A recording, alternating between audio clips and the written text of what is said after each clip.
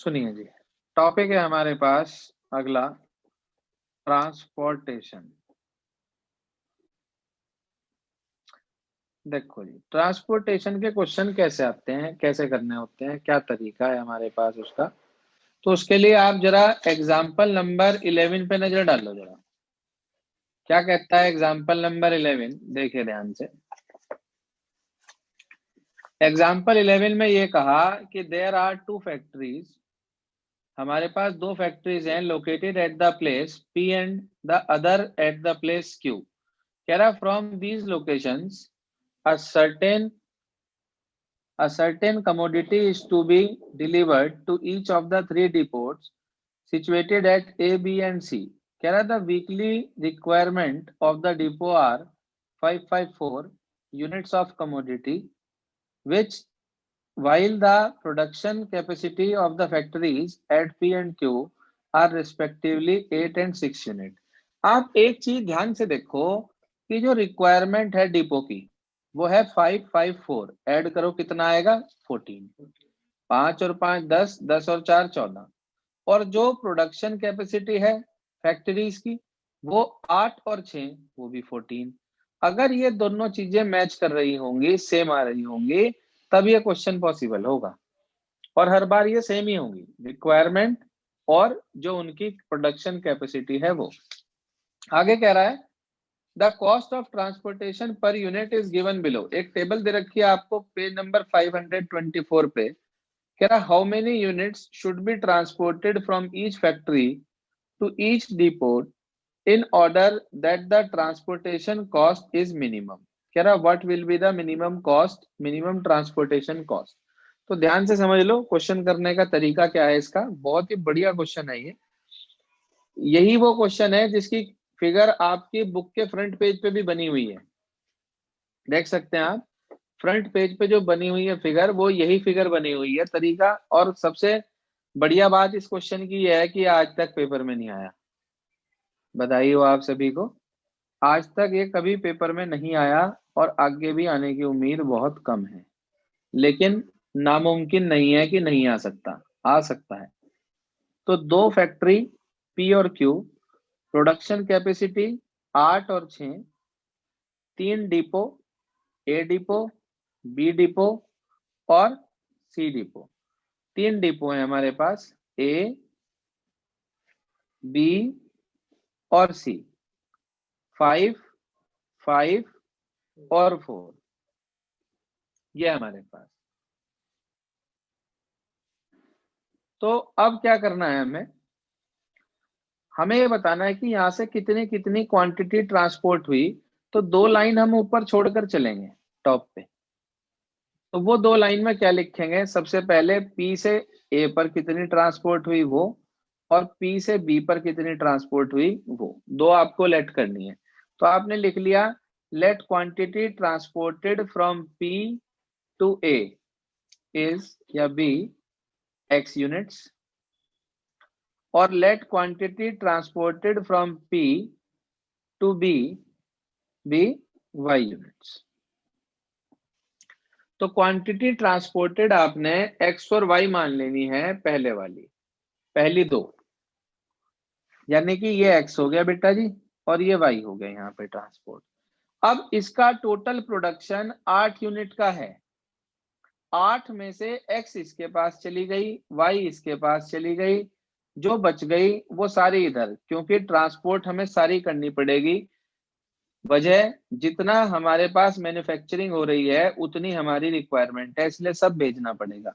तो 8 में से x और y दोनों चले गए, यानी कि 8 minus x minus y, 8 minus x minus y. तो ये आपके पास आ गया quantity transported from P to C। अब इसके बाद आगे देखिए Q से A पर कितनी क्वांटिटी जाएगी। भाई Q की रिक्वायरमेंट 5 यूनिट की थी, 5 में से x यूनिट तो यहां से आ गई। भाई मान लो 5 यूनिट की रिक्वायरमेंट है, 2 ऊपर से आ गई तो 3 बच गई ना। कैसे निकाला, 5 में से 3 माइनस कर 2 माइनस करके। ऐसे ही अब 5 यूनिट की रिक्वायरमेंट थी, x यूनिट यहां से आ गई, तो बची कितनी बेटा जी 5 माइनस एक्स। ऐसे ही यहां इसकी रिक्वायरमेंट 5 यूनिट की, y ऊपर से आ गई, बची कितनी 5 माइनस वाई। अब इसकी यहां से तो दो तरीके हैं, या तो 4 में से इसे माइनस कर लो, या तो 4 में से, भाई इसकी 4 की रिक्वायरमेंट थी, इतना यहां से आ गया, इसे माइनस कर लो, या फिर 6 में से ये दोनों माइनस कर दो तब भी वही आएगा। चाहे 6 में से ये दोनों माइनस कर लो तब भी वही मिलेगा, और चाहे 4 में से इसे माइनस कर लो तब भी वही मिलेगा।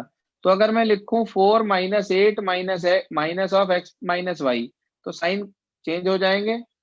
ये आ गया प्लस का एक्स हो गया, पहले मैं यहाँ पूरा लिख रहा हूँ, 4 minus 8 minus x minus y, तो 4 में से 8 चला गया, -4 प्लस एक्स प्लस वाई, तो ये हो गया एक्स प्लस वाई -4। हाँ भाई, ये आ गया बेटा जी। ये तो हमारे पास हुआ, ध्यान से देखिए आप, ये हमने चार्ट जो ड्रॉ करा उससे हमें सिर्फ डिटेल मिल गई अभी कि क्वांटिटी ट्रांसपोर्टेड कितनी कितनी है। अब आप इसके अंदर ट्रांसपोर्टेशन कॉस्ट आपको दे रखी किताब में, वो आपको इसमें लिखनी है बस, क्या क्या है। सबसे पहले P से A तक भेजने की एक यूनिट की कॉस्ट 160 रुपए है, तो यहाँ 160 आ गई कॉस्ट हमारे पास। फिर P से B पर भेजने की 100 रुपए की कॉस्ट है, वो 100 रुपए आ गई यहाँ पर, और अगले की 150 रुपए कॉस्ट है। ऐसे ही अगले वाले में देखो ध्यान से, 100 120 और 100, 100 120 और 100। बेटा जी हमने सारी डिटेल कलेक्ट कर ली। अब आपको क्या करना है, देखो बड़ा आसान सा तरीका बता रहा हूं। सबसे पहले हमें निकालना है जेड। जेड हमारा होता है ऑब्जेक्टिव फंक्शन, यानी कि ट्रांसपोर्टेशन कॉस्ट। एक यूनिट को ट्रांसफर करने की कॉस्ट 160 रुपए है, तो x यूनिट को ट्रांसफर करने की कॉस्ट होगी 160x। ऐसे ही एक यूनिट को ट्रांसफर करने की कॉस्ट 100 रुपए है, तो y यूनिट को ट्रांसफर करने की, ट्रांसपोर्ट करने की जो कॉस्ट होगी वो होगी 100y। ऐसे ही एक यूनिट की कॉस्ट 150 रुपए है, तो 8 माइनस एक्स माइनस वाई की जो कॉस्ट हमारे पास होगी वो होगी कितनी 150 into 8 minus x minus y, इस तरीके से। फिर प्लस इधर वाली भी इसी में जुड़ेगी, प्लस आगे लगा के इधर लिख दिया नीचे मैंने, तो 100 इंटू 5 माइनस एक्स, ये आ गया हमारे पास। फिर उसके बाद 120 इंटू 5 माइनस वाई।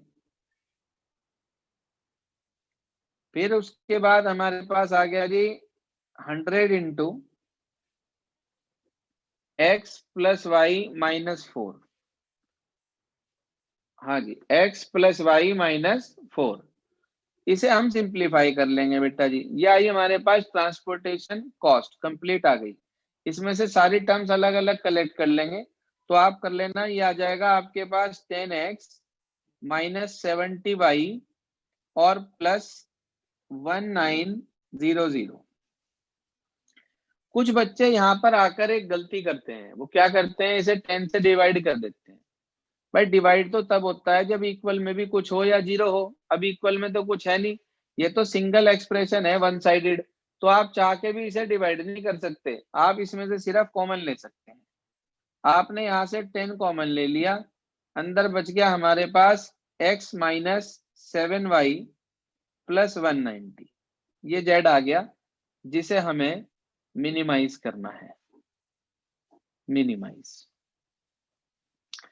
तो सर अभी तक हमने क्या करा, जो हमें डेटा दिया था उसे हमने कलेक्ट करा, उसकी हेल्प से हमने जेड तैयार करा ट्रांसपोर्टेशन कॉस्ट, जिसे हमें मिनिमाइज करना है। अब इसके अंदर जो मेन चीज रह गई हमारे पास वो है कंस्ट्रेंट्स और इसके ग्राफ की प्लॉटिंग, जो मैं आपको सिखा रहा हूं साथ साथ ही, देखिए ध्यान से। सबसे पहले इसके कंस्ट्रेंट की बात करते हैं हम। हाँ जी सर, इसके कंस्ट्रेंट्स सबसे आसान है, इसके कंस्ट्रेंट बनाना सबसे आसान। जितनी भी क्वांटिटी ट्रांसपोर्टेड है ना, जितनी भी क्वांटिटी ट्रांसपोर्टेड है भाई, या तो वह जीरो होगी या जीरो से बड़ी होगी। नेगेटिव क्वांटिटी तो ट्रांसपोर्ट होने की नहीं कभी भी। तो इसका मतलब ये हुआ कि x greater than equal to zero, पहली बन गई कंस्ट्रेंट। दूसरी y greater than equal to 0, यहां से बनेगी दूसरी। फिर इसे रखा ग्रेटर देन इक्वल टू 0, तो ये दोनों तो लेस देन की तरफ चले जाएंगे, यानी कि हमारे पास आ गया x plus y less than equal to 8। पहला कंस्ट्रेंट, दूसरा कंस्ट्रेंट, तीसरा कंस्ट्रेंट। अब चौथे कंस्ट्रेंट की बात करें हम, 5 minus x greater than equal to 0, तो x लेस देन 0 की तरफ उधर चला जाएगा, लेस देन की तरफ, यानी कि x less than equal to 5। फिर अगले पे चले हम, इसे रखा ग्रेटर देन इक्वल टू 0, तो y फिर लेस देन की तरफ चला जाएगा, तो y less than equal to 5। ये बन गई जी पांचवी कंस्ट्रेंट।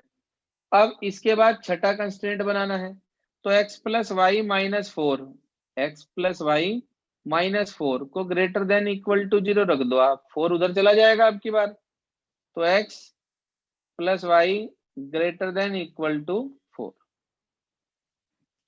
ये आ गए जी हमारे पास 6 कंस्ट्रेंट। देख लें ध्यान से, दया दृष्टि डाल लें। यहां तक सब क्लियर हो गया हो तो चैट बॉक्स में मैसेज डाल दें प्लीज।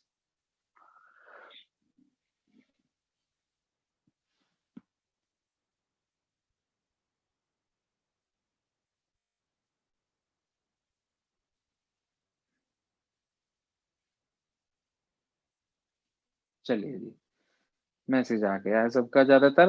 अब मेरी बात ध्यान से सुनो, जो मैं आपको समझाना चाह रहा हूं। देखो मेन काम तो यहीं तक है। दिखने में जितना ये क्वेश्चन भारी लगता है उतना ये क्वेश्चन आसान है। इसके अंदर सिर्फ डाटा कलेक्शन करने के बाद जेड बनाना आसान, जो जो साथ साथ लिखे उनकी मल्टीप्लाई करनी बस। इसके कंस्ट्रेंट बनाने आसान, जितने भी आपके पास क्वांटिटी ट्रांसपोर्टेड है सबको ग्रेटर देन इक्वल टू 0 रखते जाओ, कंस्ट्रेंट तैयार हो जाएंगे। अब जो इनकी प्लॉटिंग है, प्लॉटिंग इससे भी आसान, सबसे आसान काम इसकी प्लॉटिंग का है। कैसे, क्या तरीका है? देखो आप इसके पॉइंट निकाल लो। ये तो आपको पता ही है x इक्वल टू 0, ये तो y एक्सिस हो गई। आप इक्वेशन बना के लिख लेना, मैं डायरेक्ट लिख रहा हूँ यहीं पे। ये हमारे पास y equal to 0 x axis हो गई, ठीक है जी। इसके बाद हमारे पास जो है अगला, इससे अगले वाले के पॉइंट निकाल रहे, इसमें x को 0 रख दिया तो y8, y को 0 रख दिया तो हमारे पास x8, ये आ गया जी। उससे अगले वाले में x इक्वल टू 5 की लाइन बनेगी, जो x के 5 से पास होगी, और लेस देन का मतलब उसके लेफ्ट में शेड हो जाएगा।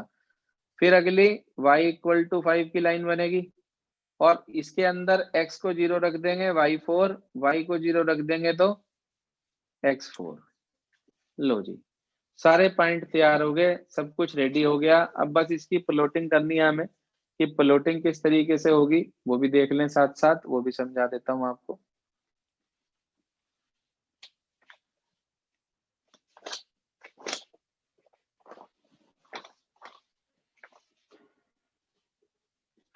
देखिए ध्यान से इसकी प्लॉटिंग। हमने क्या करा, सबसे पहले ये ग्राफ बना दिया, एक्स एक्सिस और वाई एक्सिस बना दिया। ये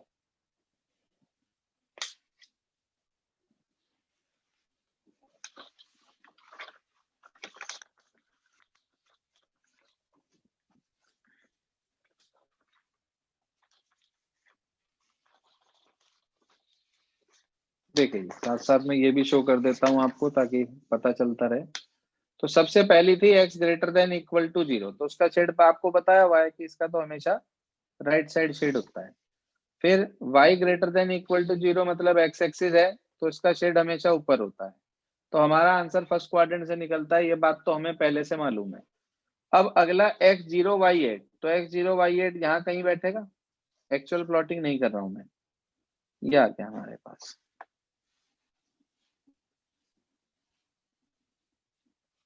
ये आ गया।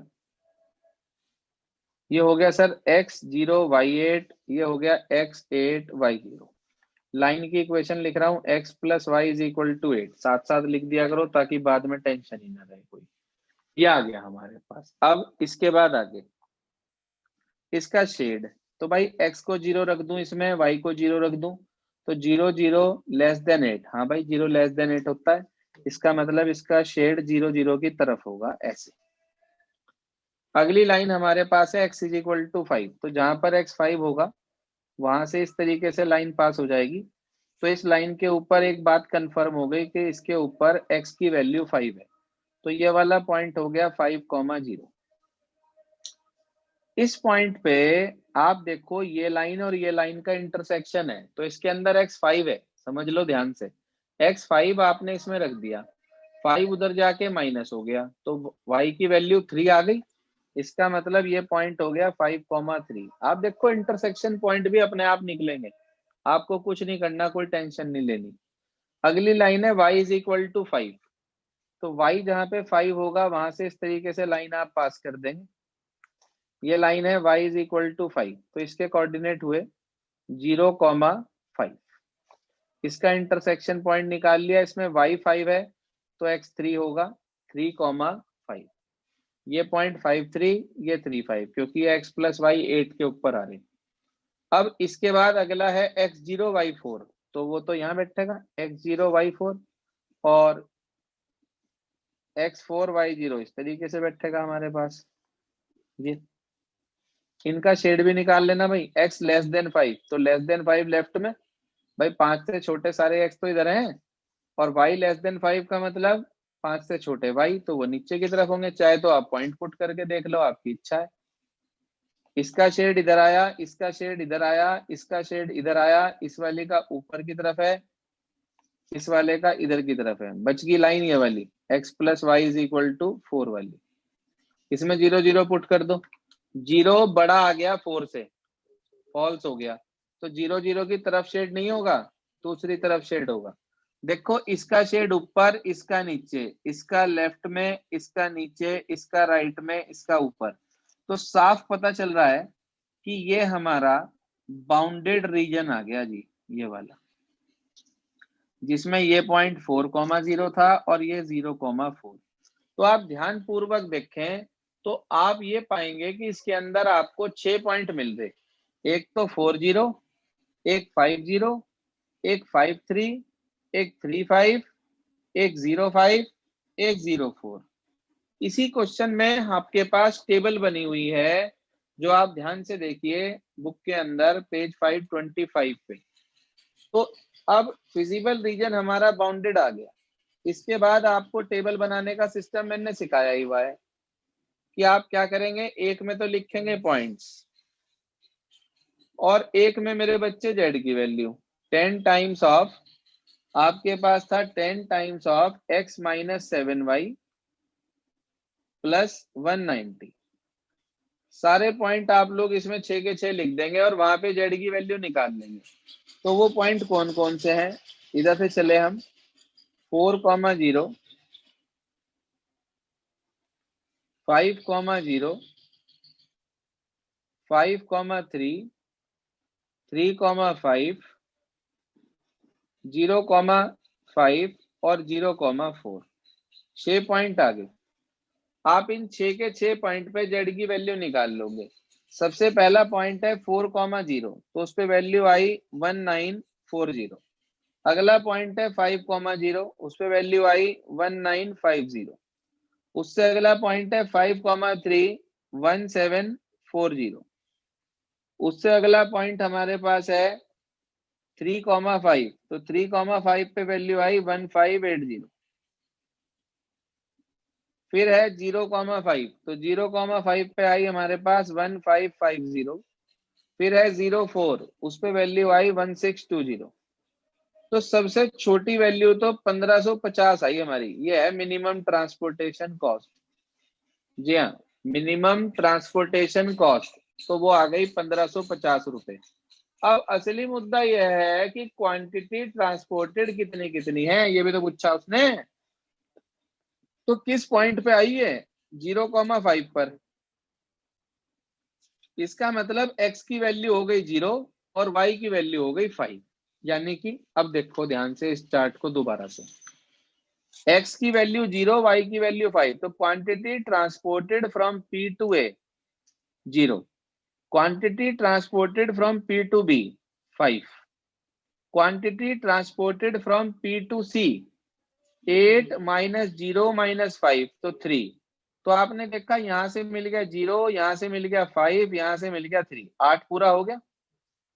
अब यहाँ से देखो 5 माइनस 0 तो 5 हो गया, 5 माइनस 5 तो यहाँ 0 हो गया आपकी बार Q से B पे, और इसमें x प्लस वाई माइनस 4 तो 1 ही हो गया भाई, 0 प्लस 5 5 माइनस 4 1, तो इसका मतलब 0 5 3 0 5 3, उसके बाद 5 0 और 1, ये लिखा हुआ है नीचे, आप एक बार पढ़ लें पढ़ना चाहें तो, कि जो हमारे पास ट्रांसपोर्टेशनल की वो स्ट्रेटेजी बनी वो 0 5 3 और उसके बाद 501 फैक्ट्री से, और जो मिनिमम ट्रांसपोर्टेशन कॉस्ट आएगी वो आएगी 1550 रुपए। देख लें भाई, क्वेश्चन पूर्णतः क्लियर हो गया। कोई परेशानी, दिक्कत, दुविधा, किसी के मन में कोई शंका, कोई बात समझना आई हो, कुछ पूछना चाह रहे हो तो बताइए।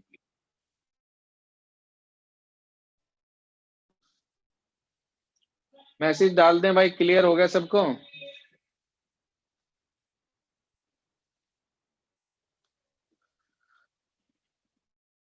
करना क्या है वो समझ लें। एक तो आपको एग्जाम्पल 11 रिपीट करना है,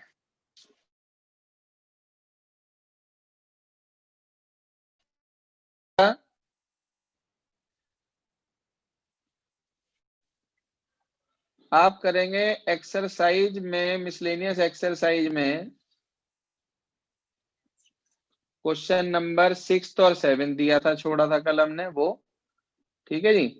कल इन 3 के डाउट प्लस एक क्वेश्चन नंबर 10 कह रहे थे मिसलेनियस का जिसमें दिक्कत आई, तो ये 3-4 क्वेश्चन के डाउट लेकर कल मैं आपका प्रोबेबिलिटी चैप्टर शुरू कर दूंगा कल ही, मैरी क्रिसमस वाले दिन जी। रिकॉर्डेड वीडियो भी डाल देंगे अभी। ठीक है बेटा, ओके।